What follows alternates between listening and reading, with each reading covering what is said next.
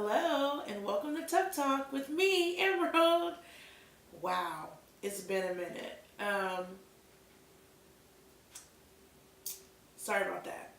Y'all know it's been tough out here in these streets. And by these streets, I mean in this world, trying to live, trying to understand what this new administration means in our country and for the rest of the world. So while I will apologize for my absence, I am not sorry for it because I think we've all been trying to figure out what it means to be here. So I apologize. I know y'all missed me. It's hard not to.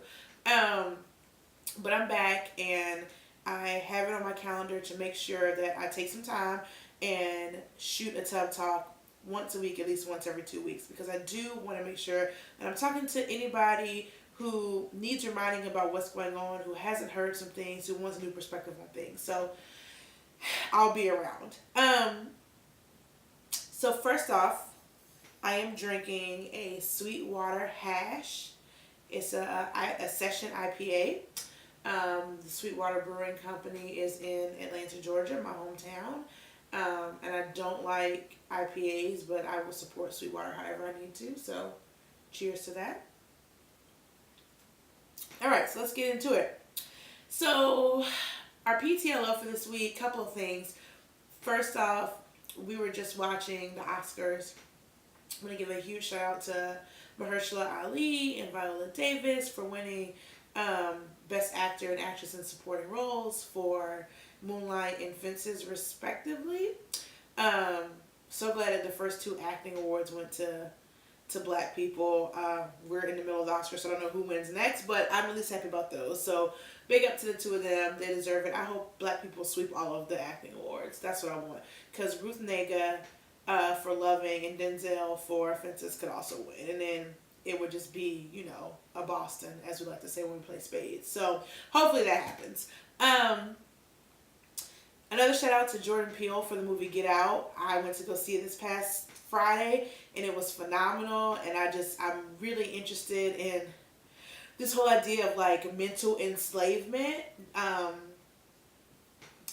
Just kind of being a thing that's going on now. I'm not going to give away too much because people haven't seen the movie, but if you've seen it, get at me. I would love to pick your brain about what you think about this idea of this mental entrapment. And just a reminder that, even those people who look like allies, they're not always allies. Keep that in mind. Black people, gay people, trans people, Hispanic people, Muslim people. Keep that shit in mind. Your allies ain't always your allies. But then let's get to some messy stuff, some real petty stuff real quick. I'm sure everybody has heard Sheether. If you haven't, go look it up. There is a MC that's a rap artist by the name of Nicki Minaj. And then an even better MC based off of this current record by the name of Remy Ma. Remy just comedically slayed Nicki, right? I could not get over the fact that she was talking about that she had gonorrhea or chlamydia and that she was guzzling cum and whatever she was talking about. It was 6 minutes of pure comedic fire. It was hilarious and it was really good. And it also made me stop and think, because 2 years ago we went to go see Nicki Minaj in concert, and then Remy Ma was how your fans feel knowing that they're supporting somebody who supports a pedophile. And I was oh my god, she's right. I was oh gosh, I did go pay to see her and she did support her pedophile ass brother. I had to think about that for a minute. Anyway, go check it out. It's real petty. Check out their Twitter accounts and all of the memes because shit's hilarious to me. And also it just shows how underrated female MCs are, because Remy Ma, this track was better than Back to Back, which everybody loved about Drake and Meek Mill, blah, blah, blah. This is just 6 minutes of her spitting. There ain't no hook. She just is going in. So don't sleep on those female MCs. Cool. So what are our top stories for today? I mean, there's really only one top story. It just has a couple of different bullet points underneath it. But basically, number 45, he's still an asshole. I refuse to say his name. I refuse to call him by the title that he apparently won. I really can't even acknowledge that. But I can't acknowledge that he's the biggest fucking joke of an asshole, like, ever. So, first of all, why is he not going to the Correspondence Center? Because he knows that people are going to roast the shit out of him. Not that we already don't roast the shit out of him, but he knows he can't stand the heat, so he's literally getting out of the kitchen. You know how we say, if you can't stand to get out of the kitchen, his ass is like, alright then, shit, I ain't getting in the goddamn kitchen. And just like he doesn't want to be around the media because apparently the media is the enemy of the American people. What? Like, you just don't want us to know what you're doing. You and your chief strategist, I won't say his name, either the Grim Reaper as Saturday Night Live likes to portray him. Like, y'all just don't want us to know what you're doing. So anybody who isn't agreeing with what you are saying, you're calling them the enemy of the American people. The fact that Sean Spicer shut out media outlets like New York Times and CNN and BBC. And now, don't get me wrong. Obviously, there are some left-leaning, media outlets. There are some right-leaning media outlets. And there are some who kind of, try to be as fair and balanced as possible. I like to believe that BBC is one of the more balanced ones. That's just me. CNN is a little left-leaning, sure. But even still, you can't kick people out of press conferences and out of, briefings. You just can't do that. It's really disheartening. It's just, they're walking a fine line. It's a slippery slope and all those other things that people say when we know that something's going downhill, like some cardboard in the snow. Like, it's going downhill very quickly, Then I'm thinking about the Dakota Access Pipeline, like him signing that to be back on track, and how like they had to close the protest camp, and that the protesters decided to torch their camp first before letting law enforcement come in and ransack and destroy their shit. Like, people are literally fighting for clean water. The fact that, like, Title IX protections for transgender students have been reversed. Like, they've been rescinded from the Obama administration. Like, we can't even protect our children now. I'm just so baffled at what do they think they're going to accomplish here? Like, the fact that, first of all, the fact that people, in particularly trans people, is what I'm talking about right here, okay? Anybody who identifies themselves as trans and who is a trans individual, that they are reduced to a body part, to where they have a penis or a vagina, like that, they're reduced to that one thing, really pisses me off, because a person is made up of a whole lot of things, not just one body part. So the fact that we can't even see past that to their humanity, like, drives me crazy. And I'm thinking about children who may struggle, who may have questions about, like, what's going on with them, and not only have protections to, like, feel safe enough to use the bathroom in schools or to not be discriminated against when it comes to playing on a team or whatever it is. It's just so disturbing, and it just makes me want to, like, get in the streets and start destroying things. Like, I walk a fine line of, like, passion and crazy. And, like, I'm starting to move over to the crazy side of the line. And, like, things like this, and the Muslim ban, and, like, the new Secretary of Education, Betsy DeVos, like those things are making me crazy. They're making me want to go out and do things that I may regret later, or maybe I won't. Maybe I will die in the name of the revolution. Who knows? But, like, he's still an asshole. He gets into office and he's not trying to be a president for the people. And I knew he wouldn't. But, like, I'm just thinking about everything that was said on the campaign trail. And how he just lied. He didn't lie to me, because I knew what he wasn't going to do, what the fuck he said he was going to do. But he definitely lied to the people who voted for him. Now they out here, got them out here swinging in the fucking wind looking stupid, because he ain't doing it for them neither. And I'm just so confused about, like, what the end game is with him. What's the end game for him? What's the end game for those in his administration? He get this crazy ass crypt keeper looking bitch, Kellyanne Conway, going out telling fake news stories, talking about massacres, talking about, like, terrorist attacks. And I'm just like, what is the fucking end game here? What are you trying to do? Are you trying to discredit everything about the nation that we all inhabit and love? Because I fucking love this country. And he's destroying it. He's destroying the very fabric of who we are as a people. He's destroying the very fabric of what America stands for, of its diversity, of its beauty and diverse ideas and creativity. And I just don't get it. I'm so fucking baffled by it. And it's making me crazy. So, if y'all see one day on the news, North Carolina woman yelling at random people in the streets naked, hurling cats, it's probably me because I'm getting to that point. I am getting to the point where I don't know what to do next. So for social justice or bust, I want to talk a little bit about cognitive dissonance. So I talked kind of about the Title IX being rescinded, protection for transgender students in particular. And I want to talk in particular to black people and persons of color, okay? If you don't support women's rights or the disabled or the LGBTQIA community, if you are a homophobe or any of the, anti-trans, any of those things, I don't want to hear you say that you support the liberation and equality of black lives or Hispanic lives or Asian lives or whatever it may be, whatever identifier you use for your race and ethnicity. The reason I say that is because if you can't understand that in order to fully support black lives, you have to support these other identities, because there are black people or Hispanic people who also embody these identities. So you can't say, I want liberation. I can't be like, I want liberation for black people. I want all black people to be liberated and freed and all of these things. I can't say that if I am homophobic, because there are some black people who are gay, which means I don't want them to be liberated to some degree. And I don't know how else to say that. You cannot be anti-woman or anti-trans or anything or any of those things if you're looking for liberation for a particular race or ethnic group.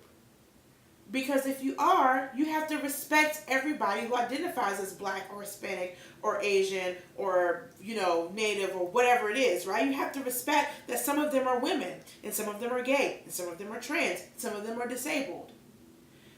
And some of the same things that, I'm speaking to the black community because I'm a part of that community. Some of the same things that I hear some of you black people say about the trans community or about the gay community in particular, those two communities, are the same things that were said about us for, 500 years. And I don't understand how you can't put those two things together. That you are using the same rhetoric, the same religious jargons and antiquated ideas to oppress that community, the same things that were used to oppress us. The fact that you can't make that connection, it baffles me.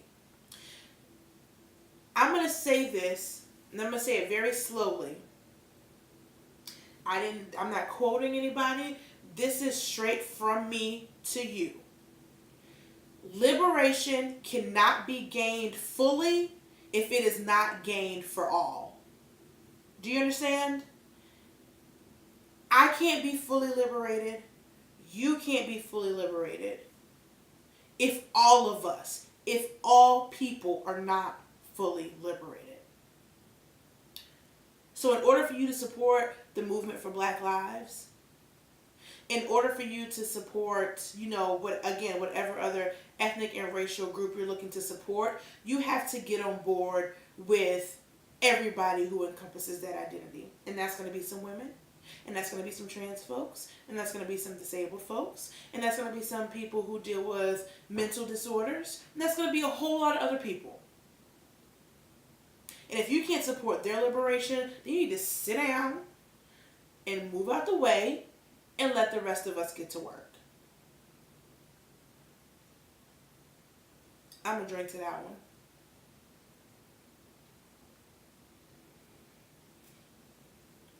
And something that's that like I think about all these people out here who be talking about, queer and asexual and gay and lesbian and trans people, and how they're ruining the black community, or how like you don't support their cause, but then y'all be the same black people who be so quick to quote James Baldwin or Audre Lorde. They were both queer. So the people that you are quoting to justify your blackness, they were justifying your blackness as well as standing up for queer and gay and trans rights. So think about that for a minute, okay? Your heroes would not agree with what you're doing. And I can't. I can't. If you're a God-fearing person, we were all made in God's image. Literally all of us. So deal with that. All of us. Not just the ones you think are deserving and worthy. All of us.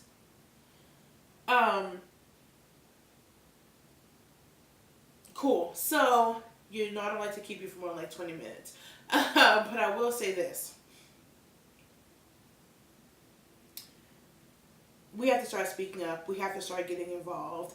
If that means calling your senators, then call your senators. If that means helping to organize your community, organize your community. If that means running for public office, run for public office. If that means helping to educate those around you, educate those around you.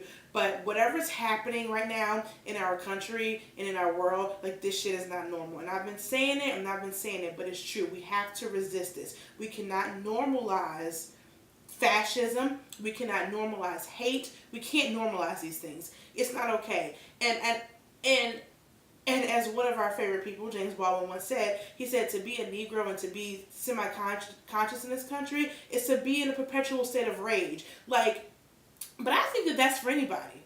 I think it's more so for, racially marginalized peoples, but I think it's for anybody, because we do have some white counterparts out there who understand that this shit is hard, right? If you are conscious about what's happening around you, and you understand, what's going on, and you're not always a little fired up about it, then I worry about you, because that means you don't really know what's going on in this world. If you tell me that I'm too passionate, I'm too fired up about it, then you don't really know what's going on. And you are sitting and you're looking at this from a place of privilege from somewhere, and I don't know what that place could be, but you're looking at it from a place of privilege. I need you to step the fuck back away from me, because I'm trying to save this world for you, for me, for my kids, for your cousins, for our friends, for your neighbors, for your pastor, for my mama, for everybody, okay?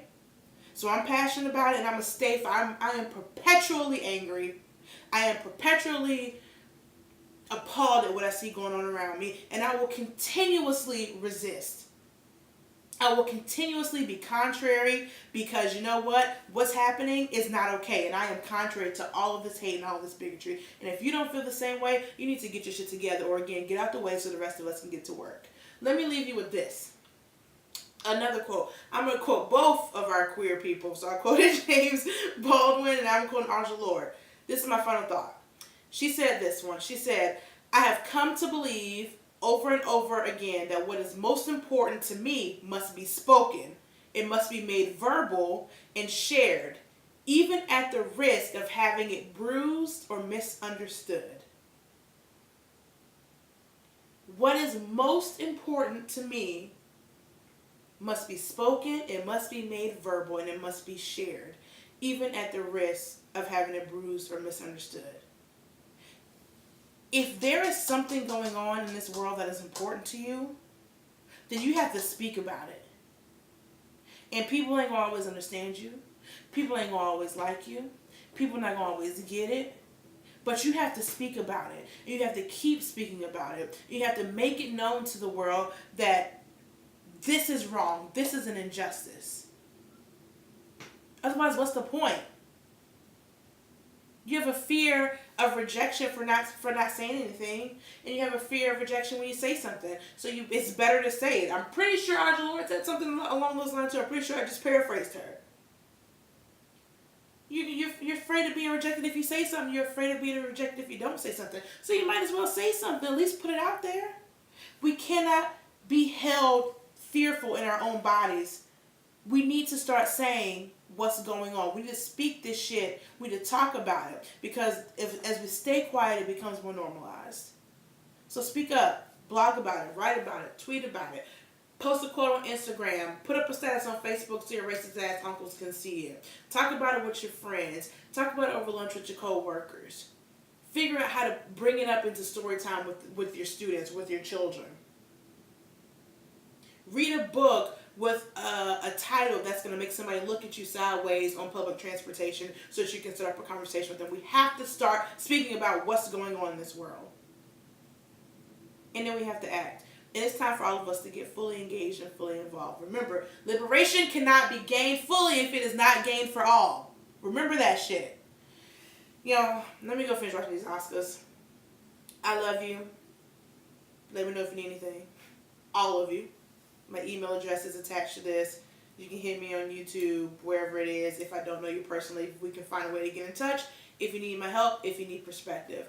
Let me give one last shout out before I leave to my wonderful production manager, my wonderful husband, whom I love very dearly. He keeps me on my toes. He keeps me from being a crazy naked cat lady in the streets yelling at people, and keeps me trying to be more productive than crazy in the streets. So shout out to you, Devon. Love you, babe.